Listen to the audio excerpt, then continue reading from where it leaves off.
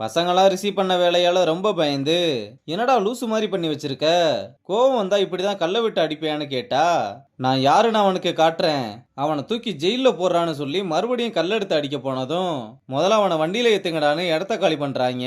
இங்க துளசி ரங்கங்கிட்ட சொன்ன மாதிரி அவுட்டிங் கூட்டு போனதுக்கு தேங்க்ஸ் சொல்ல, ரொம்ப நாளுக்கு அப்புறம் ரொம்ப லைட்டா ஃபீல் பண்ணேன், ஆனா அடிக்கடி இப்படி மீட் பண்ண முடியுமான்னு தெரியலன்னு சொல்றான். அதுக்கு துளசியும் அந்த மாதிரி சுச்சுவேஷன் அமையலைன்னா நம்மளே அமைச்சுக்கலாம்னு இப்போ ஒரு வாக் போயிட்டு வரலாமான்னு கேட்டு நடந்து போகும்போது, சில வருஷமா லைஃப் என்ன டெஸ்ட் பண்ணிக்கிட்டே இருக்கு, நல்லவங்கனா இருந்துடலாம் இல்ல கெட்டவங்கனால இருந்துடலாம், ஆனா இதுவா அதுவான்னு தெரியாம என் லைஃப் பல வருஷம் ஓடிருச்சு. யார பத்தி இப்படி பேசிக்கிட்டு இருக்கான்னு பார்த்தா அவளோட ஹஸ்பண்ட பத்தி தான் சொல்லிக்கிட்டு இருக்கா. அப்புறம் திடீர்னு சாரி நான் எதையோ பேசிக்கிட்டு இருக்கேன்னு சொல்ல, தயவு செஞ்சு உன் மனசுல இருக்கதெல்லாம் உள்ளே வச்சுக்கிட்டு இருக்காம வெளியே கொட்டிருன்னு சொல்றான். அப்ப பாஸ்ட்ல அவ கட்சியில இருந்தப்போ நடந்த ஒரு கலவரத்துல தான் ராஜுவை ஃபர்ஸ்ட் டைம் பார்த்திருப்பா. அவன் தான் அந்த ஏரியாவோட இன்ஸ்பெக்டர் போல. ரெண்டு பக்கமும் பேசி அந்த பிரச்சனையை சால்வ் பண்ணியிருப்பான். அப்புறம் துளசி ஏதோ ஒரு காலேஜுக்கு சீஃப் கெஸ்டா போயிருக்க, அவளை பார்த்ததும் ஸ்டூடெண்ட்னு நினைச்சு இங்க ஸ்டூடெண்ட்ஸ் வர்றதுக்கு பர்மிஷன் கிடையாதுன்னு சொல்ல, நான் ஸ்டூடெண்ட் இல்ல டெபுட்டி ஸ்போர்ட்ஸ் மினிஸ்டர்னு சொல்லிட்டு போறா. அப்பவே துளசி மேல லவ் அந்த மாதிரி தான் தெரியுது. துளசியும் ஸ்டூடெண்ட்ஸுக்கு மோட்டிவேஷனல் ஸ்பீச் எல்லாம் கொடுக்கும்போது கூட அவளை வச்ச கண்ணு வாங்காம சைட் அடிச்சுக்கிட்டு இருக்கான்.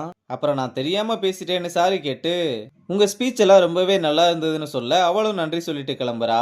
அங்க கட் பண்ணா உடனே தாத்தா துளசி கிட்ட, ராஜீவ் உன்னை கல்யாணம் பண்ணிக்க ஆசைப்படுறான், அதுவும் இல்லாம நீ சூஸ் பண்ணிருக்க பாதை ரொம்ப கஷ்டமானது, அவன மாதிரி ஒருத்தன் உன் கூட இருந்தா உனக்கு தான் பக்கபலமா இருக்கும்னு சொல்ல, துளசியுமே அதை ரொம்ப நேரம் யோசிச்சு பார்த்துட்டு அவன்கிட்ட பேசி பார்க்கலாம்னு அவனை மீட் பண்ணா, கல்யாணம்னாலே கமிட்மெண்ட் இருக்க தான் செய்யும், நான் என்னோட லைஃபை உன் கூட ஷேர் பண்ணிக்கணும்னு நினைக்கிறேன், மேரேஜுக்கு அப்புறமும் நீ நீயாவே இருக்கலாம், அதுக்கு நான் ப்ராமிஸ் பண்றேன், நம்ம ரெண்டு பேரும் ஒருத்தருக்கு ஒருத்தர் சப்போர்ட் சிஸ்டமா இருக்கலாம், இது கண்டிப்பா ஒர்க் அவுட் ஆகும்னு நான் நம்புறேன், நீ கொஞ்சம் யோசிச்சு சொல்லுன்னு சொல்ல, அவளும் அவனை முழுசா நம்பி ரிஜிஸ்டர் ஆபீஸ்ல வச்சு மேரேஜ் பண்ணிக்கிறாங்க.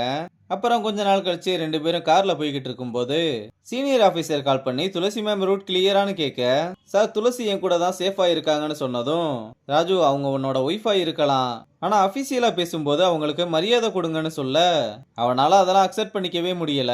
அப்புறம் ஏதோ ஒரு பெரிய பிரச்சனை நடந்திருக்கும் போல, உன்னை விட பாலிடிக்ஸ்ல நான் தான் சீனியர், என்னைக்காவது என் பேச்சை கேட்டிருக்கியான்னு கேட்க, பாலிடிக்ஸ்னா பிரச்சனை இருக்க தான் செய்யும், அதை ஃபேஸ் பண்ணாம எப்படி க்ரோ ஆக முடியும்னு சொல்றா. அதுக்கு அவனும் growth உன் கேரியர்ல மட்டும் இல்ல, நீ எல்லாரோட ஃபியூச்சரையுமே பில்ட் பண்ண போற, ஆனா நம்மளோட ஃபியூச்சர் மட்டும் வெறும் எம்டியா தான் இருக்கும், இனி நீயே உனக்கு கட்சி தான் முக்கியமா இல்ல வீடு தான் முக்கியமான்றத முடிவு பண்ணிக்கோன்னு சொல்றான். அவளுமே அதுக்கு எதுவுமே சொல்லாம வெறுவெறுன்னு கிளம்பிடுறா. அப்புறம் பிரசன்ட்ல இந்த வேலையை நான் பொறுப்பா செய்யணும்னு நினைக்கிறேன், ஆனா எப்ப பார்த்தாலும் வேலையா ஃபேமிலியானு முடிவு பண்ற சுச்சுவேஷன்லயே வந்து நிக்கிறாங்கன்னு ரொம்ப ஃபீல் பண்றா. அங்க கட் பண்ணா ரிஷி பண்றதெல்லாம் பண்ணிட்டு சிரிச்ச மாதிரியே மட்டையாகி கிடக்க, பசங்கெல்லாம் ஈரக்குலைய கையில பிடிச்சுக்கிட்டு நடராஜ் இவனை பார்த்திருப்பானா மாட்டானான்ற பயத்திலேயே இருக்க, டி அது ஃபர்ஸ்ட் அவனை எழுப்பினாதான்டா தெரியும், அவனை எழுப்பி தொலைங்கடான்னு சொல்ல, மணியும் அவனை எழுப்பி விட்டா எந்திரிச்சதுமே நீங்க என்னடா இங்க பண்ணிக்கிட்டு இருக்கீங்கன்னு கேக்குறான். டே மச்சான் நல்லா யோசிச்சு சொல்லு, நடராஜ் வீட்டு முன்னாடி நேத்து நைட்டு என்ன பண்ணேன்னு கேட்க, நடந்ததெல்லாம் யோசிச்சு பார்த்துட்டு வேகமா எந்திரிச்சு நான் தான் நடராஜ் வீட்டுல கல்லடிச்சேன்னு அவருக்கு தெரியுமான்னு கேக்குறான். பசங்களும் அவ்வளவுதான் முடிச்சு விட்டீங்கன்னு பயத்தோட உச்சிக்கே போயிடுறானுங்க. இந்த பக்கம் துளசி நான் ஏதாவது சொல்லக்கூடாததை சொல்லிட்டானான்னு கேட்க, எல்லாராலையும் மத்தவங்க வழியை புரிஞ்சுக்க முடியாது, ஆனா மத்தவங்க வழியை புரிஞ்சுக்கிறவங்களுக்கு பின்னாடி நிறைய வழி இருக்கும்னு சொல்லுவாங்க, இப்ப நான் இப்படி இருக்கிறதுக்கு காரணமே நீதான், அதுக்கு ரொம்ப நன்றின்னு சொல்லிட்டு அப்படியே கிளம்புறான்.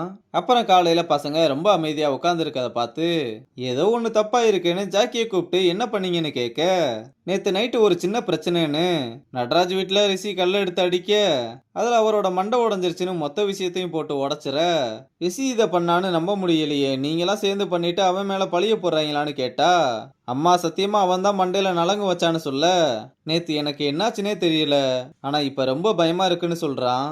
அப்ப ருக்மணி நடராஜா கையோட கூப்பிட்டு வந்து, ஒரு கோச் கிட்ட இப்படிதான் நடந்துக்குவீங்களா, இதை யார் பண்ணது ஒழுங்கா உண்மையை சொல்லிருங்கன்னு கேட்கும்போது, நடராஜ் ரிஷியோட ஷூவை பார்த்துட்டு, அது கண்டிப்பா ரிஷி தான் மேடம், என் மண்டையை உடைச்சிட்டு அவங்க ஓடும்போது ஷூவை மட்டும்தான் பார்த்தேன், அதே கலர் அதே பிராண்டுன்னு சொன்னதும், மேம் தங்கங்கிட்ட கூட அதே ஷூ தான் இருக்கு, நான் தான் அதை வாங்கியும் கொடுத்தேன், இது ரொம்பவே பாப்புலரான பிராண்டுன்னு சொல்ல, இதை கேட்டதுமே தங்கம் ஷாக் ஆகுறா. சீனியர் எனக்கு மணியா ஷூ வாங்கி கொடுத்தான்னு கேட்க, அவன் தான் வாங்கி கொடுத்தான்னு அதுக்காக அவன் பண்ண வேலை எல்லாத்தையுமே சொல்றா. அப்ப ருக்மணி ரிஷி கிட்ட ஹானஸ்டா சொல்லுன்னு கேட்க, மேம் எனக்கு அவ்வளவு தைரியம் இருந்திருந்தா நான் ஏன் இவ்வளவு சஃபர் பண்ண போறேன்? நேத்து கூட ஸ்லெட்ஜிங் பிராக்டிஸ் அப்போ நான் ஃப்ரீஸ் ஆகிட்டேன். இப்படி இருக்கும்போது நான் கோவப்பட்டு ஓவர் நைட்ல என்னால எப்படி இப்படி பண்ண முடியும்னு கேட்க, ருக்மணியும் இதை நம்பி வெளியாளுங்க தான் நம்ம பசங்களை மாட்டி விட இப்படி பண்ணியிருக்காங்கன்னு நினைக்கிறேன். உங்களுக்கு நடந்தது தப்பு தான், நான் என்னோட ஆளுங்களை விட்டு விசாரிக்கிறேன், நீங்க உங்களோட உடம்ப பாத்துக்கோங்கன்னு சொல்லிட்டு கிளம்புறாங்க. ஆனா நடராஜன் ரிஷி கிட்ட வந்து, டேய் உன்னோட நடிப்பெல்லாம் அவங்க வேணும்னா நம்பலாம், அது நீதானே எனக்கு நல்லாவே தெரியும், நீ நல்லா அழுவேல, இனிமேல் நிறைய அழுகிறதுக்கு ரெடி ஆயிரு, உன்னை கதற விடுறேன்டான்னு சொல்லிட்டு கிளம்புறதோட இந்த எபிசோட முடிச்சிருக்காங்க.